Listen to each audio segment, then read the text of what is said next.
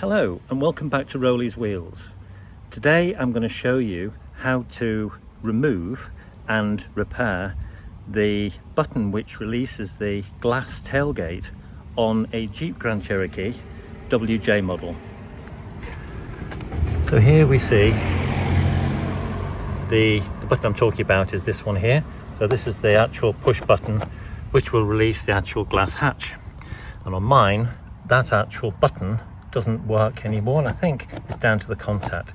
So to remove it, you can actually get a screwdriver into the side and just sort of ply it down, lift it down on both sides carefully. And behind there, you've actually got electric contact, which you then undo.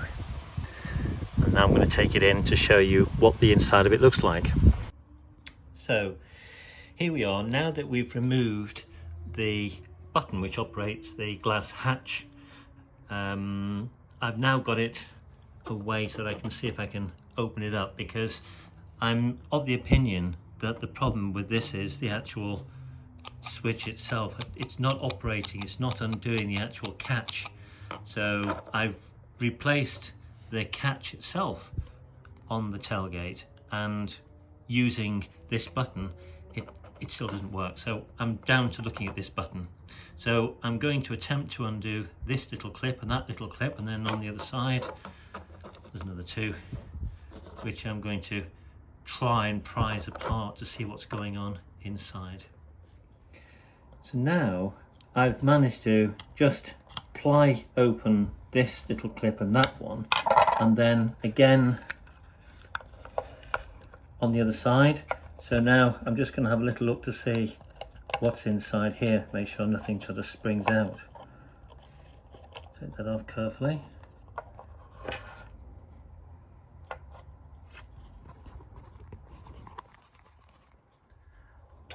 I want to see what's going on inside here.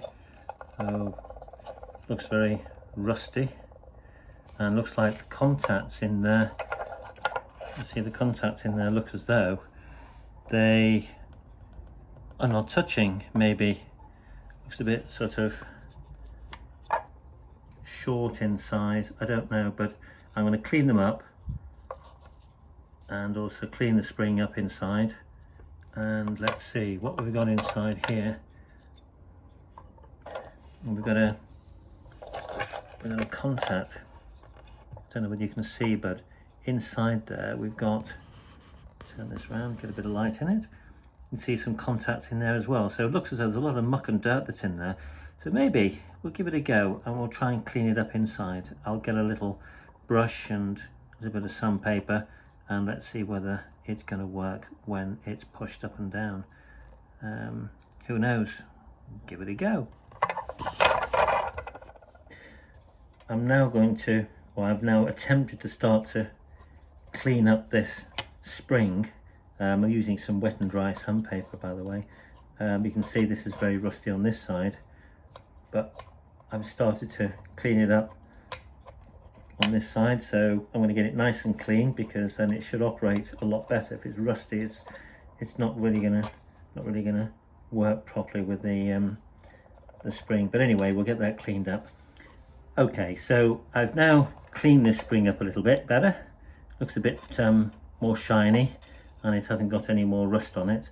So yep, so hopefully that will now work a lot better than it did before. So now I'm going to attempt to clean these little brass, look like brass contacts, very, very carefully. Yeah, I don't want to break them, so I'm just going to attempt to use my wet and dry very, very carefully on them. So hopefully I just run.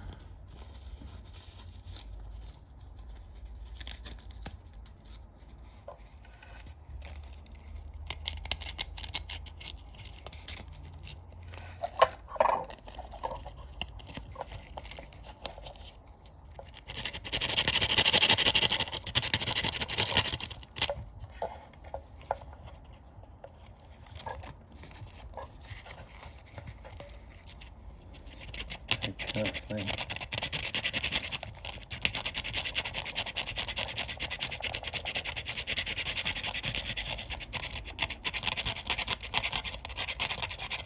They're slightly curved, I think. You see they're looking a bit more shiny now, so if I keep on doing that, I'll be able to clean them up a little bit better.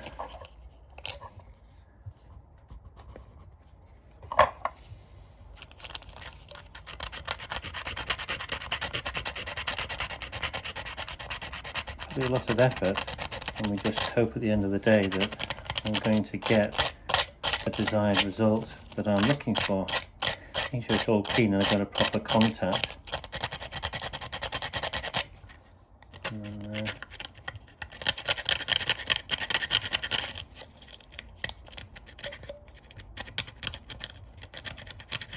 we'll see how that goes anyway. So they are now looking a lot cleaner, and that's just what we want. So I'm going to clean up inside this housing as well before I do anything else, before it goes back together again. Now for cleaning up the next part inside here, which is going to be a little bit more difficult, but we'll get that clean. I'll get myself a rag, and then I'll have to get the, just about see now, get right down to the contacts in there to get all the gunge out. So here we have the button with the contacts. I've cleaned as best I can inside. I've used a little bit of WD-40. I can see it just got a little bit down the side there. Just need to clean up a little bit more, but that's quite clean. And those contacts, as you can see, are quite shiny, so we should have a contact on that now. So I'm going to now put that one aside for now, and then I'm going to start cleaning this one up. I'm going to start by just wiping a lot of this around, and again, but WD-40 I think is going to be the key to cleaning this up.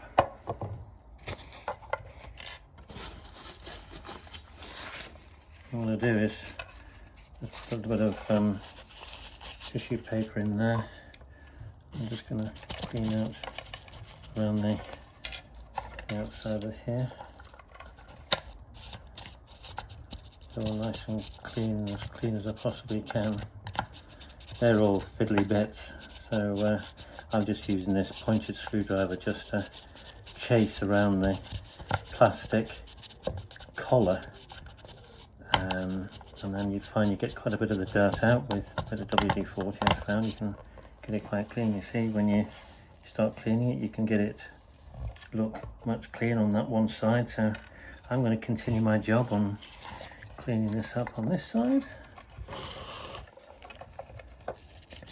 Doesn't look a very nice job at the moment, but I think by the time I finish with it, it's going to be quite clean. This is the outside of the push button housing, so basically it's the inside that really counts, and that's what I'm going to have a little look at next.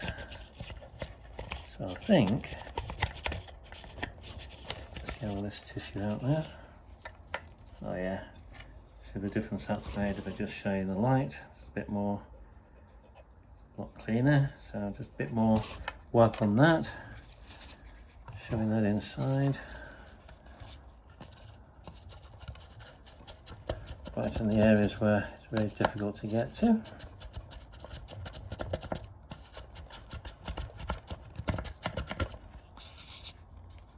There we look. So you can see now the outside of it is looking a lot cleaner. So now I'm going to tackle the inside. Just another point that is worth mentioning, and that is, when you look at these contacts, make sure that they're pushed back this way a little bit more. So I push them back that way more, so that when it's actually put together, you will make sure that there's a good hard contact onto those other brass contacts inside. So when it literally goes inside, there is a good contact. I haven't put the spring in yet, but this is just a dry fit, so you can actually feel that actually does actually come up on itself, so I know that that contact is nice and tight inside. So just a point. So now this spring goes inside, and this one goes on top to create that spring-loaded effect. Okay, so now this next little tricky bit is to put it all together into the case. So we'll have to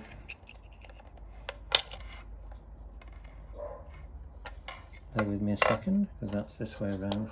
That has to go in there, like so. So if we turn that round, making sure that the contacts are in the right place. Let's make sure that goes inside there. Oops, one second. That's not right. I've got to pop this that way around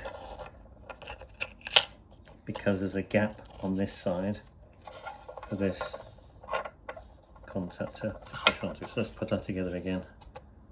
So if we put that down there, and then now I've just got to push it together, and it should all click into place.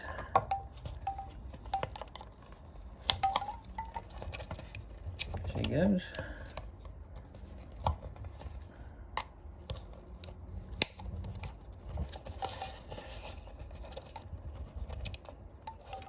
So I've now pushed all that together, and that feels more positive as well. So I'm hoping that's going to give me the contact I want. So we're going to now try it on the car.